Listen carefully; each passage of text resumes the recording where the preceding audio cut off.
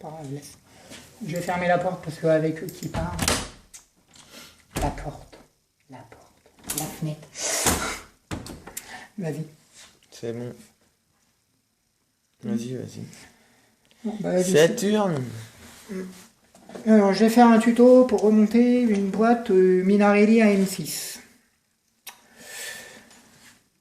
Donc, en premier, on prend l'axe primaire, l'axe secondaire. La rondelle, on la met dans le fond du carter. Regarde.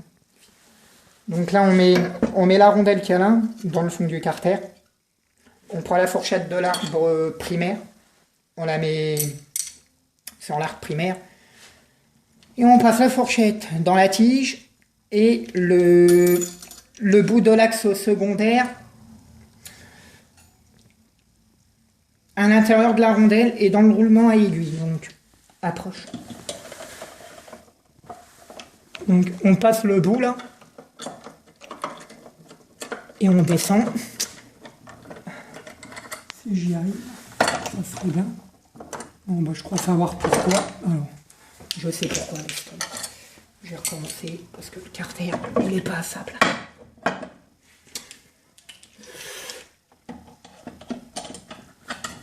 Là, ça descend déjà nettement mieux. Et voilà. Après, on prend la fourchette. Il est courbé. On la met dans la boîte de vitesse. Enfin, sur la boîte de vitesse, quoi.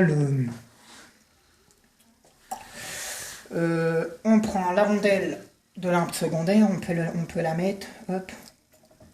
Après, on prend le barillet. Alors, il y en a beaucoup qui disent qu'il faut lever la boîte pour pouvoir passer le barillet. Viens, approche. Filme juste au-dessus. Voilà. Reste comme ça. Alors, il y en a beaucoup qui disent qu'il faut lever la boîte, les deux boîtes de l'arbre primaire et secondaire pour passer le barillet, mais c'est faux. Là, il y a une gorge juste ici. Et quand on monte un barillet, c'est comme sur Derby, n'importe quel moteur, on prend toujours la gorge la plus basse du barillet, pour moins justement s'embêter à passer les fourchettes, quoi. Donc, on fait ça. Et je vais pas lever ma boîte, vous pouvez regarder. Ah, ça y est, c'est mis. Sauf que j'ai oublié juste de mettre la bille du barillet et le ressort du barillet. Hop, on met la bille du barillet, le ressort du barillet, on reprend le barillet, on prend la gorge la plus basse, et il n'y a pas besoin de lever la boîte. Hop, c'est mis. Et de la route. T'as vu? Ouais. C'est magique. Après, approche, filme. Alors moi ça va, j'ai des petits doigts, ceux qui ont des gros doigts, ils prennent un tournevis ou une pince. On lève la fourchette, on la met dans la gorge du barillet.